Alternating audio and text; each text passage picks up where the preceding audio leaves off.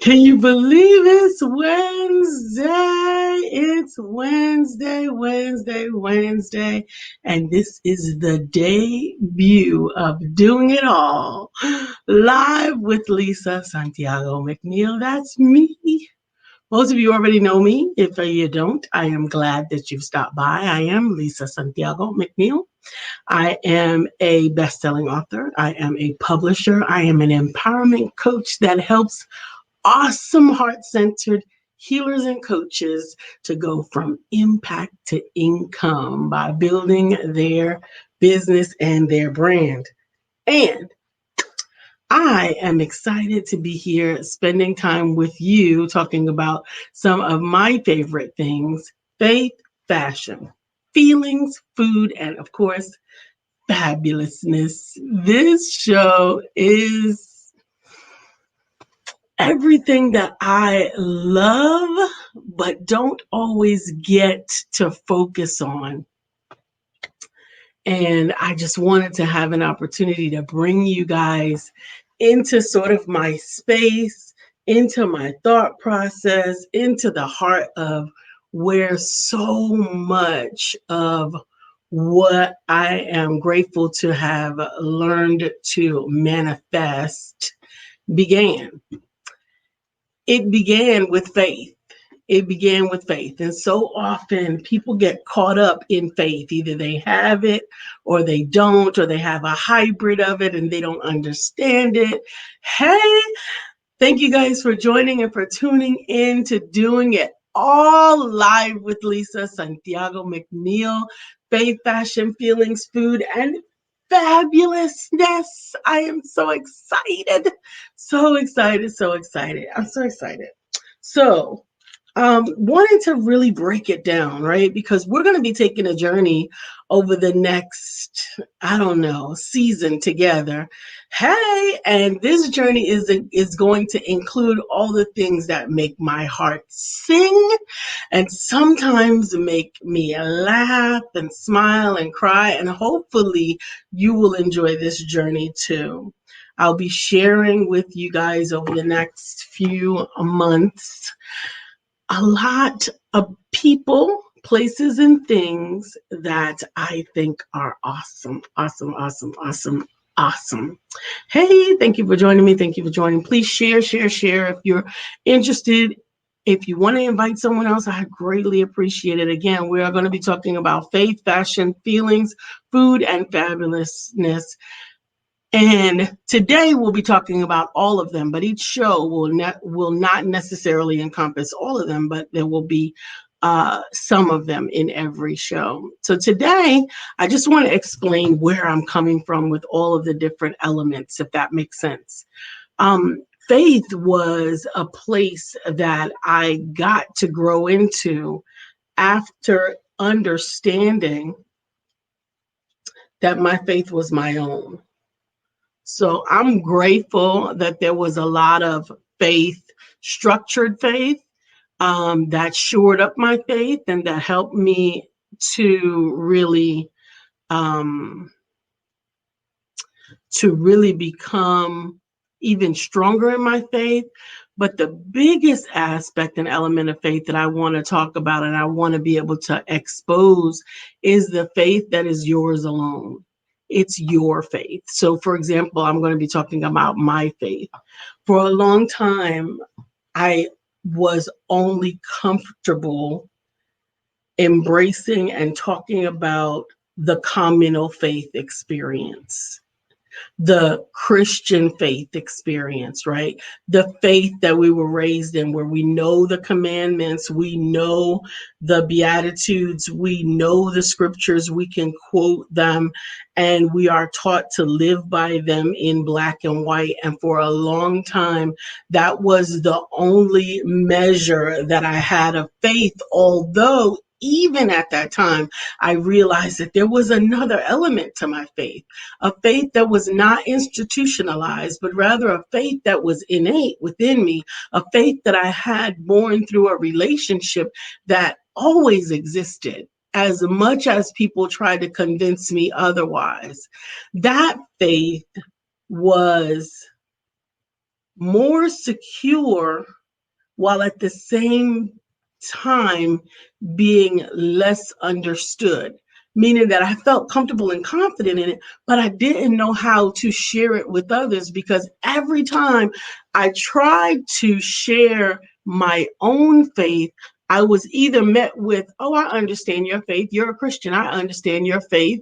You're Muslim. Or I understand your faith. You must be this, this, this." And they would try to classify my faith aside from understanding that all of those things were good, and all of those things might be similar to my faith, and all of those things might um, help me in my faith, but those are not my faith. Those are traditions, systems, institutions, religions, whatever you want to call them, but those were not my faith. My faith was in my relationship with God directly, because I knew him to be there even in some of the worst situations that I had ever gone through. I knew him to be there before I understood the name God, or Christianity, or any name. I understood this power that was both within me and outside of me, that was both greater than me and every part of me at the same time. And it has taken me almost 53 years to get to the place where not only can I embrace it for myself without apology, I can also feel comfortable helping others to connect with their own faith, their own personal relationship, their own feelings, their own intimacy with God, without, and this is very, very important, because people continue to think that this is so black and white, without infringing upon a institutionalized religion, an institutionalized faith, a system of faith. No, they're not mutually exclusive. You can have one and the other, or you can have one or the other. And I realize that everybody doesn't like that. They don't appreciate it. They don't embrace it. They say you've got to only have one and that's it. And if that's all that they can have, well, then that's your faith. You get to have that. But I don't, not at all. I feel like God has given me so much understanding of who he is through our personal relationship, and through the intimacy that I got with scripture, with with all of the research and everything that I got, finding my way to him and helping me to be able to both manifest and help others to manifest, which is what I most enjoy more than anything at all, is manifestation. You might call it miracle making. You may call it walking by faith, but I call it manifesting the things that are intended for you, that you're intended to have. And you can actually create them, because you are co-creators with the universe. Well, let's kind of step away from that a little bit so that we can talk about some other things. Now, and we'll come back to it. You're welcome to interact with me here on the live feed. Some of these will be pre-recorded. Some of them will be live. Today we are live. Uh, it is the debut, the first recording. So we are live, but sometimes segments will be recorded. Sometimes segments will be live. I plan to have some pre-recorded segments for you. I plan to have some guests on for you. All of those things to look forward to. It's going to be great. You're going to love it. I love it. We'll get to love it together. So we talked about faith. We talked about faith. Now let's talk about fashion. First of all, let me tell you, I have a love hate relationship with fashion, for real. And I'm going to try not to cry in the first broadcast, but I keep it real and I feel my feelings. And if my feelings include crying, then crying is what we're going to do, right? Here's why it's a love hate relationship. Love hate relationship with fashion is because I love trendy things and I love things that are shiny and I love things that are well made and that fit me well. And I have the body type that they try to pretend that there is hardly any of us, or at least that is the case with the stores. But trying to find clothes that are both fashionable and fit this body right now are often a struggle. That there's no other way that I can put it. It's a struggle. Whether I'm going to a plus size store, or I'm shopping online, or if I'm in a regular store in the plus department, all of those things are still very, very challenging for me to find fashionable pieces that are in my size as well as in style, in my size and in style. So, for example, today I am rocking, I'm rocking, I'm rocking a, oh, I wish the camera could go back so you can see all of.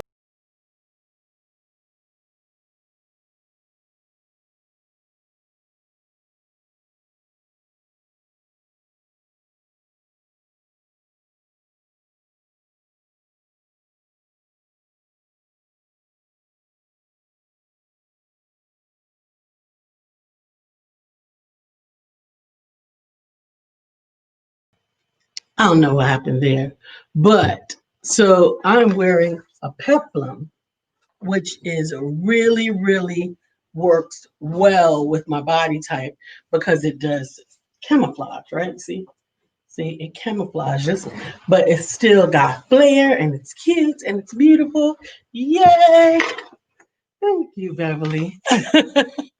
So the fashion in this, I'm grateful. I bought this from Damona DeBrew. This top was in her Fab Glam um, online store, and I saw it. I know that peplums work for my body and I got it right away. So I loved it. Thank you, Beverly. So I got it right away.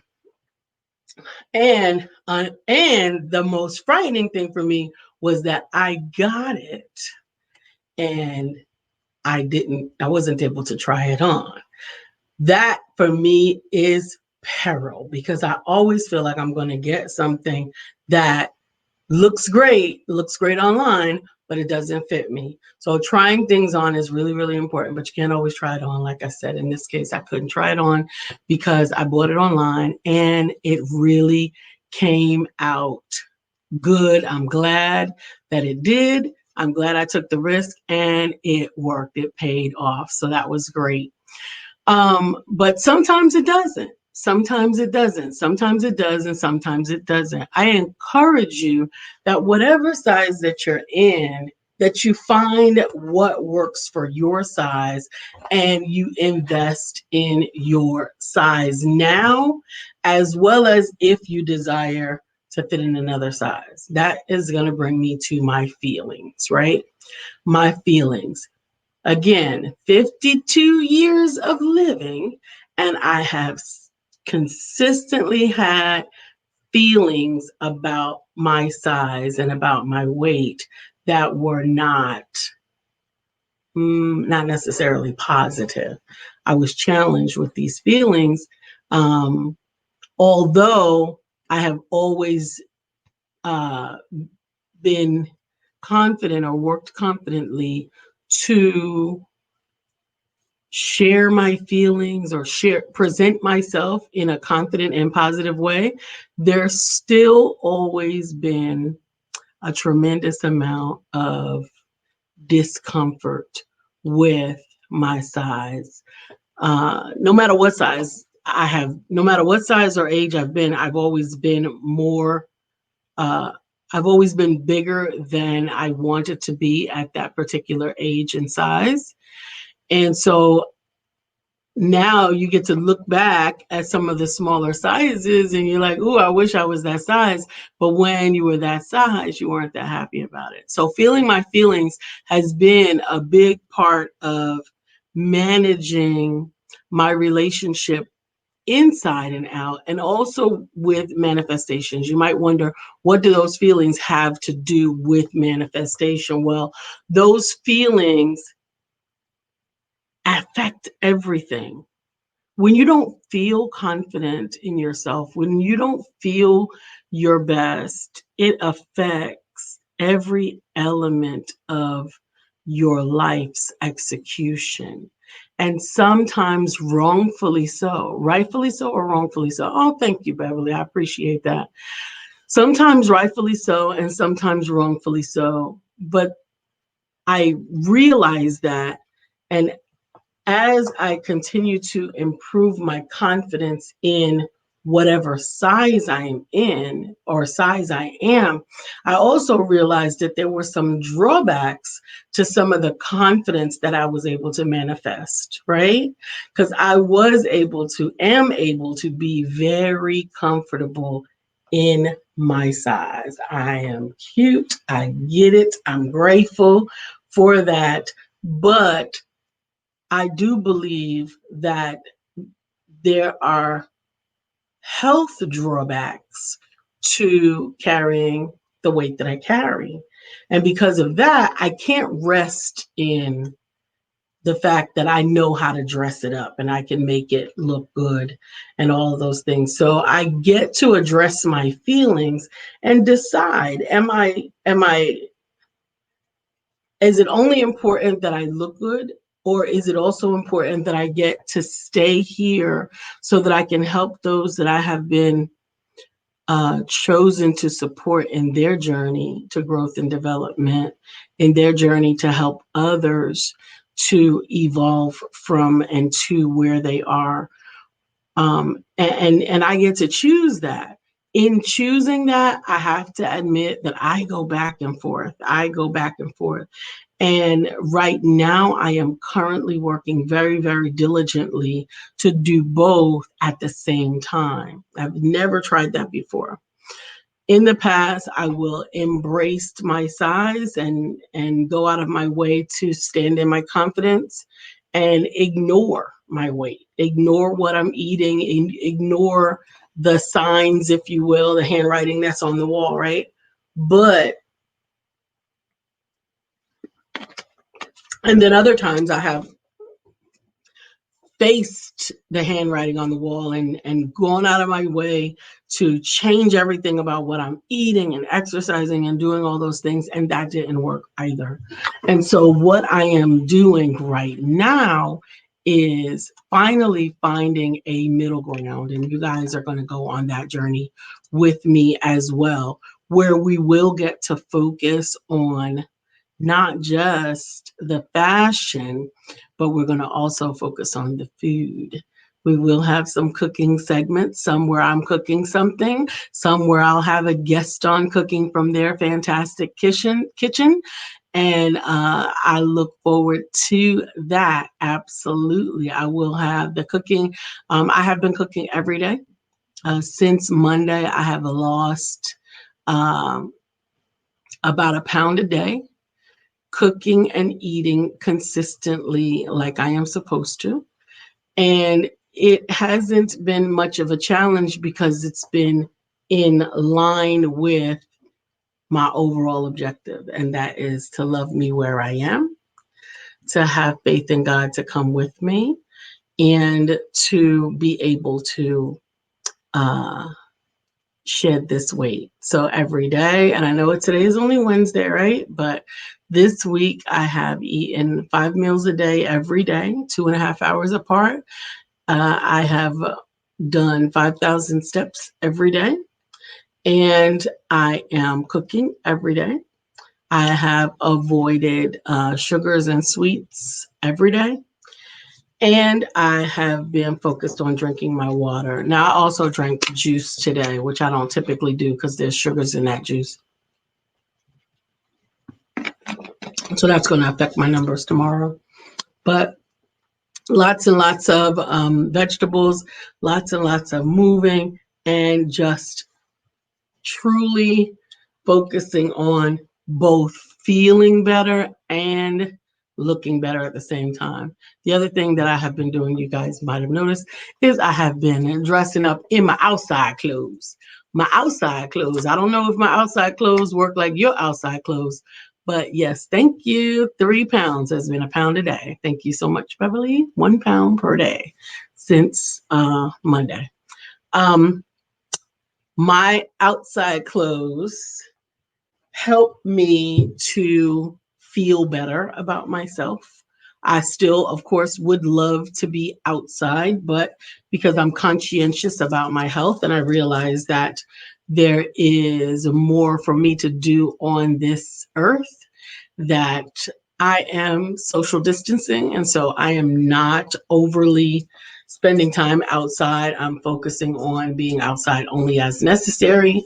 And I am focusing strongly on staying home, preparing my foods, doing my exercise, drinking my water, and doing those things. So, on the food scope, I'm going to also share with you another tip that I got um, 5 years ago, maybe. No, it might be 10 years ago when I actually started this journey successfully at one time working on the food. And it was called, or it is called, the 5 P's. So the first P is for pray. Starting this journey, trusting God with it, with both this video journey, with the food journey, the fashion journey, the feelings journey, all of the fabulousness journey, right?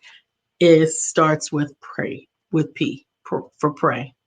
The next P is plan.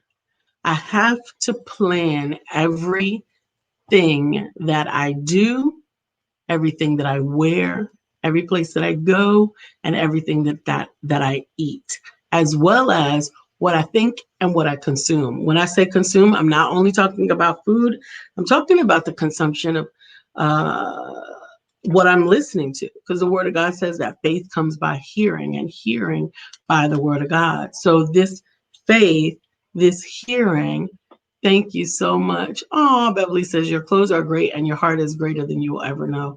I appreciate that, Beverly. So if faith comes by hearing and hearing and hearing and hearing, right, then I also have to be conscientious about what I hear, what I consume in my ears and my eyes. So planning what I watch, what I eat, what I wear, what I think, who I'm with, all of those things are part of the manifestation process that brings me to a holistic me. Plan and then purge. That's the third P. It's purge. That P was initially just about getting the unhealthy foods out of the house, right? Because it's so difficult already to focus on eating healthy if you've got these things that can sabotage your goals. One of the things that I've learned on this journey from my many, many coaches is that sugar is an addiction. And so, in the process of fighting this addiction for sugar, those cravings can be almost like drugs. Those cravings are like, no, you just need sugar. Like, get out of here. You can get a headache from it, all of these different things. And having it in your house is just like having a drug in your house and you're trying to get off a drug. So, purging the foods, but understand that the purging is not only about the foods, because we're talking about the holistic, we're talking about everything, all of us, every aspect of us. And so that purge goes with unhealthy thoughts, unhealthy people, toxic people that you might have otherwise associated with yourself, toxic places, right? It wouldn't make very much sense for me to go set up, if it wasn't social distancing, but for me to go set up and work from Panera Bread with all of those carbs and sugars and treats and stuff like that, for me to sit in a bakery, that's not going to make much sense either, right? So purging the elements that are not healthy for you, purging the elements that don't work best for you in and your goals that you're trying to manifest. The other P is to prepare. So some people think that plan and prepare are two different things, but plan has more to do with setting the stage, and prepare is going into action, is getting ready to go into action. So, for example, my plan might be that I'm going to eat 5 meals a day. I'm going to drink 64 ounces of water a day. And those are the things that I'm planning to do. In order to prepare for that, I've got to get the containers that I need for the water. I've got to get the containers that I need for the food. I've got to get the proper food that I want to consume. I need to get, so preparation is the step right before you implement it, right? Or to enable you in your implementation. And then, that is pray, plan, purge, prepare. And the fifth P is one that I realized needed to be added, because at first it was just four P's for a long time. But that fifth P was prayer again. It was the necessity of communicating with God and sitting with myself, seeking strength, giving praise, and expressing thankfulness, because there's just no way that it can be accomplished in your own strength. And so I realized that I needed all those things, and I needed to double down on that prayer element, because it was just a given. It just had to be done. So pray, plan, purge, prepare, and then pray some more. And you can use that in anything. Amen, Brittany. You can use that in anything that you are attempting to do. Yes, in your food, absolutely, but also in your goals and in the things that you're trying to accomplish, because it really does make a difference in getting things done. When you can look at the big picture and all of these pieces and components, then it makes it simpler. It makes it easier to walk in all of these things. Your faith, your fashion, your feelings, your food, all of those things together help you to become fabulous. Live your fabulous life. Be everything that you were intended to be. You are fearfully and wonderfully made, unique, and there is nothing else like you. When you embrace that, your fabulousness will just bubble to the surface, and there's nothing that can contend with who you are. Nothing. And so I will continue this journey, and I am going to continue it out loud. There will be times that we will be behind this desk. There's times where we'll be in the kitchen, or we'll be at the gym, or at the pool, or at the lake. We'll be doing it together. We'll be doing it all, because you can do all things through him who strengthens you. And it is not by mistake or coincidence that those dreams are bubbling up inside of you. It's not by mistake or coincidence that you have been able to identify the very thing that is supposed to help you to become amazing. Permission to be amazing has already been granted. And I just look forward to taking this journey with you. Thank you for sharing the very first video of Doing It All live with Lisa Santiago. Faith, fashion, feelings, food, and fabulous every Wednesday at 4 p.m. Eastern, right here on Facebook Live and on YouTube. Love you.